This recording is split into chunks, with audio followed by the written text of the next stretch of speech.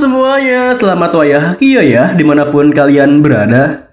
Kembali lagi bersama Mamang dan di video kali ini kita bakal lanjutin manhwa regresi Demon Lord. Kita masuk di part 3. Di awal video ini, setelah bertanya pada Greg apakah ia pernah mendengar pertarungan berdarah sampai kulit terlempar kemana-mana, Zeke meliputi lengan kirinya yang menggenggam pedang milik Greg. Lalu dengan sekuat tenaga ia mencengkeramnya hingga patah seketika. Tentunya hal tersebut membuat Greg tersentak kaget. Lalu dengan menggenggam ujung pedang patah milik Greg, Zeke mengeluarkan niat membunuhnya, berkata, "Jika kau tidak menyerah, kau akan mati, Greg. Di sini sekarang juga."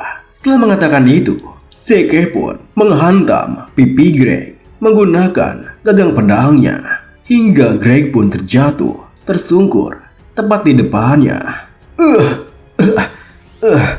Lalu Zeke melemparkan ujung pedang patahnya yang menancap tepat di samping kepala Greg hingga ia semakin panik. Pada akhirnya Greg pun menyerah akan duelnya. Aku menyerah. Mendengar hal itu, sang wasit pun mengumumkan, pemenangnya adalah Tuan Muda Zeke. Lagi dan lagi, meskipun Zeke memenangkan duel tersebut, para penonton hanya hening tak bersorak akan kemenangannya.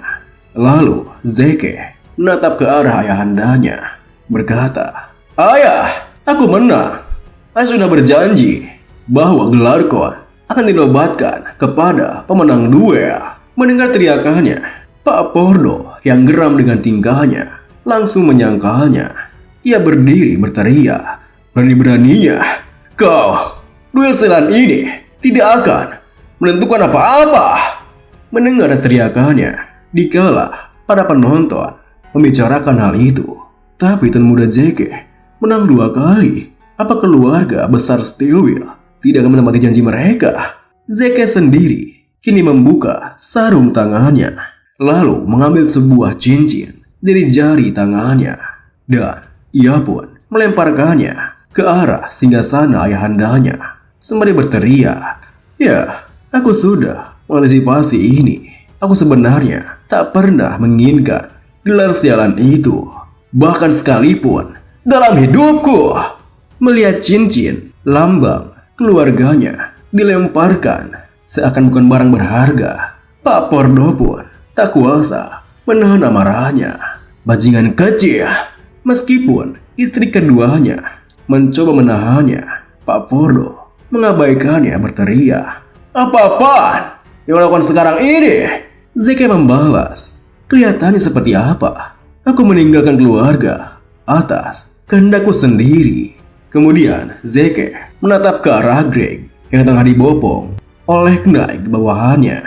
"Greg, ingat cara untuk selalu menang dalam pertarungan, yaitu jangan takut mati untuk melindungi teritori perbatasan Stillwell yang selalu terancam bahaya invasi dari oknum asing, dan semuanya kau harus menjadi lebih kuat." Setelah mengatakan itu, Zeke melangkah mendekat ke arah seorang Knight yang membopong Greg di sampingnya. Lalu ia pun mengambil sebuah botol healing penyembuh, meskipun Knight itu melarangnya. "Hei, itu untuk tuan muda kami." Zeke pun mengabaikannya dan langsung meminumnya hingga luka-lukanya sembuh seketika. Dan dengan santainya, Zeke melangkah pergi sembari berpikir, jangan kalian lupakan pelajaran hari ini yang kuajarkan pada kalian, para Stillwell." Beberapa jam kemudian, di depan kediaman Count Stillwell terlihat Zeke dan juga pelayannya Hans yang tengah bersiap untuk pergi dari sana. Tetapi bagaimana Hans bisa ikut dengannya? Kita mundur ke beberapa saat sebelumnya, di mana di saat Hans tengah bersenandung menikmati pekerjaannya, tiba-tiba saja Zeke menghampirinya dan Zeke langsung meminta Hans untuk ikut bersamanya sebagai pelayannya. Meskipun Hans awalnya menolak, tatapan kematian yang Zeke tunjukkan membuat nyalinya ciut, dan ia pun hanya manggut-manggut saja mengikuti keinginan Zack sendiri. Kini, sembari melemparkan sebuah tas ke arah Hans, Zeke berkata, "Woi, pengikut, bawa ini." Di saat Hans gemetaran mengangkut semua barang-barangnya, Zeke berpikir, aku memaafkan pelayan ini yang lancang terhadapku untuk melakukan pekerjaan keras. Apa aku terlalu baik hati? Ya, aku perlu dia memperkuat staminanya agar dia bisa berguna. Dia perlu sedikit berlatih juga. Dengan begitu, Zeke berkata, "Panggil aku Tuan Zeke mulai sekarang." Hans yang pasrah membalas, "Ya, baik. Berat sekali. Tuan Zeke, boleh aku bertanya, apa rencanamu untuk kedepannya?" Zeke menimpali, "Ya, aku tidak punya rencana pasti sih. Pertama, mari kita pergi ke teritori tetangga, Porti. Setelah itu, kita akan pergi kemana saja kaki kita melangkah." Dengan begitu, perjalanan gabut mereka pun dimulai, di mana Zeke berniat untuk mencoba hidup dengan berbaik hati di kehidupannya kali ini. Beberapa saat kemudian, di perjalanannya, Hans yang merasa aneh dengan jalannya bertanya, "Permisi, Tuan Zeke, jalan ini tadi buat untuk manusia." Zeke membalas, "Ya, aku tahu. Jika kita lurus, kita bisa memotong setengah jaraknya. Buat apa kita memutar-mutar dan mengikuti jalannya?" Hans yang semakin khawatir berkata, Ya, itu karena jika kita nekat menjauh dari tempat yang ramai, tempat tinggal orang-orang, pasti ada monster yang berkeliaran." Mendengar hal itu, Zeke menimpali, "Tepat, karena itulah kita di sini." Tentunya perkataannya membuat Hans terperanjat. "Oh begitu, maaf." Dan tiba-tiba saja Hans dikejutkan ketika mendengar suara kesak-kerusuk di semak-semak tak jauh di belakangnya. Aku pasti salah dengar, kan?" Dengan rasa cemas yang terus mengikuti kepalanya, Hans terus saja melihat ke arah belakangnya ketika mereka kembali berjalan, di mana ia hanya bisa menenangkan dirinya dengan berpikir, kuharap kita melewati tempat ini secepat mungkin." Namun tiba-tiba saja Zeke menghentikan langkahnya dan memberikan sebuah pedang kepada Hans. "Ya, apa? Ini pedangmu, ujianmu dimulai sekarang." Tentunya Hans pun kebingungan dengan pedang yang ia terima. "Apa? Ujian? Maaf?" Di kebingungannya, Hans hanya bisa mendengarkan perkataan Zeke yang menyuruhnya melihat ke arah belakang. Belakang? Apa maksud? Ternyata di belakangnya terlihat seekor monster dengan mata merahnya. Yang mana itu adalah monster goblin. Melihat monster itu di tengah tubuhnya yang gemetaran, Hans melangkah mundur menjauh dari monsternya. "Tuan Zeke, saya bahkan tidak tahu caranya memegang pedang. Tolong, setidaknya berikan saya pedang yang lebih besar. Apa yang Anda harap akan saya lakukan dengan pedang ini?" Dengan datarnya, Zeke berkata, "Kau sebaiknya puas dengan itu sebelum aku memberimu sebuah stik kayu. Atau mungkin stik kayu lebih baik daripada pedang." Namun sebelum Hans bisa membalasnya, tiba-tiba saja monster goblinnya melompat ke arahnya. Dan tentunya Hans yang tak bisa bertarung hanya bisa pasrah ketika goblinnya memukuli dirinya. Tolong! Melihat hal itu, Zeke pun menghela napas panjang berpikir, jalannya masih sangat panjang kalau aku memutuskan untuk melatihnya. Dengan begitu, Zeke yang tak tahan dengan hal itu langsung memukul monster goblinnya menggunakan tinjunya. Hingga goblinnya terjatuh kehilangan kesadarannya. Kemudian Hans yang telah babak belur mendekat merengek ke arah Zeke di sampingnya. "Tuan Zeke, kenapa Anda melakukan ini kepadaku?" Zeke membalas, "Karena kau terlalu lemah. Kau tidak bisa cuma membawa barangku saat sedang bersamaku. Setidaknya kau harus berlatih untuk melindungi dirimu sendiri. Gunakan ini dan bersiaplah. Sekali lagi, aku sudah membuat goblin itu pingsan, tapi ia akan segera bangun. Mendengar hal itu, mau tak mau Hans pun menerima potion yang diberikan oleh Zeke dan meminumnya agar ia bisa kembali bertarung melawan goblin tersebut. Beberapa jam kemudian, potion demi potion kini kosong berserakan di sekitar mereka, diminum oleh Hans yang bertarung melawan goblin untuk pertama kalinya.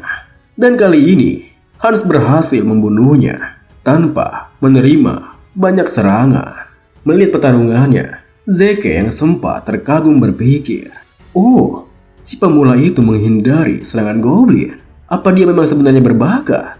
Kemudian dengan segenap kekuatannya, Hans berhasil membunuh monster goblinnya dengan menusuk tepat di kepalanya. Jerat!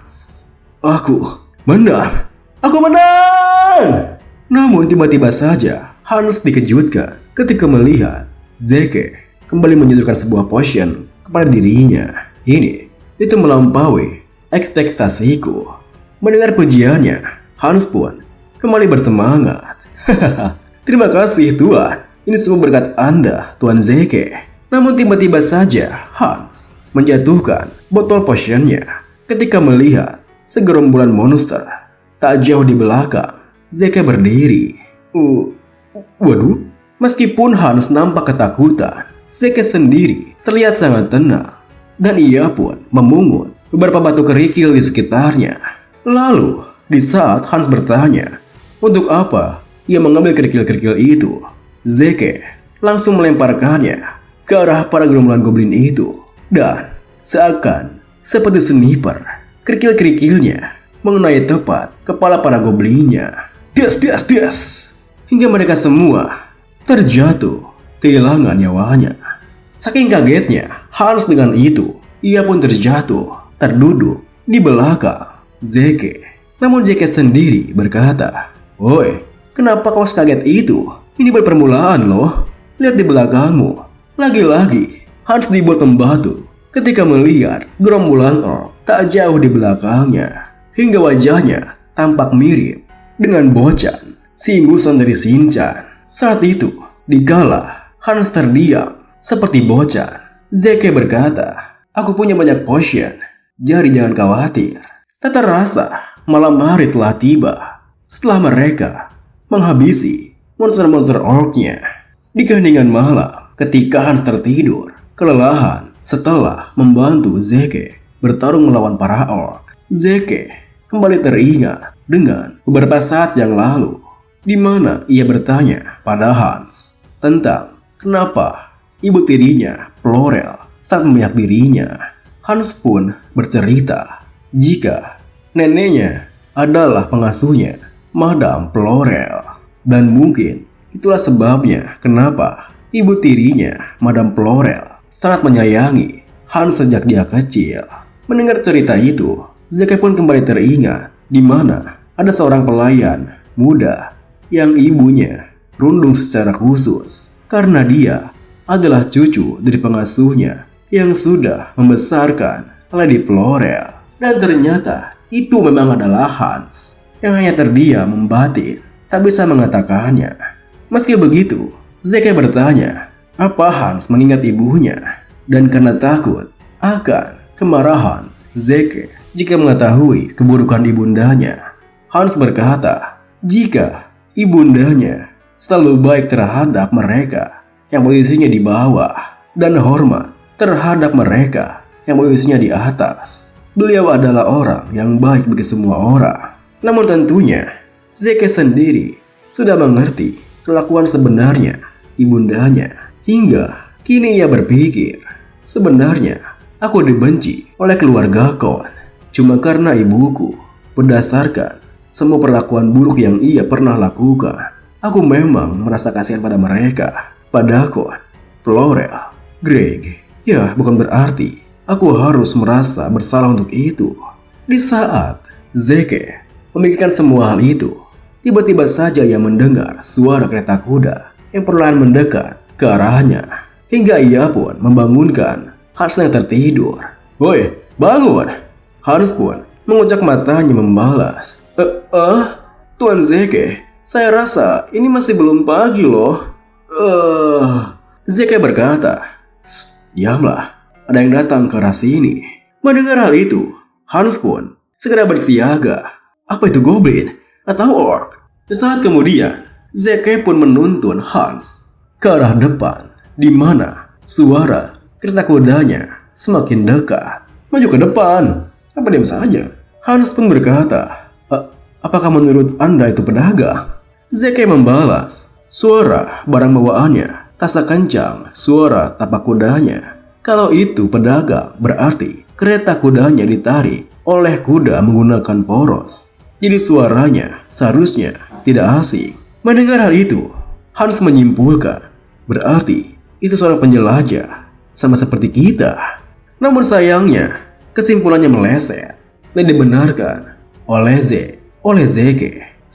Mana ada penjelajah yang pergi dengan kereta kuda di jam segini? Di tengah Hans yang terus bertanya-tanya tentang kebenarannya, kereta kudanya terdengar semakin dekat di depan mereka. Dan dari gelapan malam di depan mereka, muncul beberapa kesatria yang tengah mengawal sebuah kereta kuda di belakangnya. Melihat satria paling di sana, Zeke pun menatapnya dengan tatapan aneh. Lalu, setelah mereka berhenti, seseorang gadis cantik turun dari kereta kudanya menuturkan, "Aku minta maaf atas ketidaksopananku. Kami juga ingin berkemah di sini untuk malam ini. Aku penganut Karna, Ain Luvela." Dan video ini pun diakhiri dengan melihat wajah yang begitu ia kenali. Zeke pun terdiam kaget di tempat. Terima kasih buat teman-teman semua yang udah nonton. Mohon maaf jika ada salah-salah kata atau pengucapan Mamang yang kurang jelas. Sampai jumpa di video berikutnya.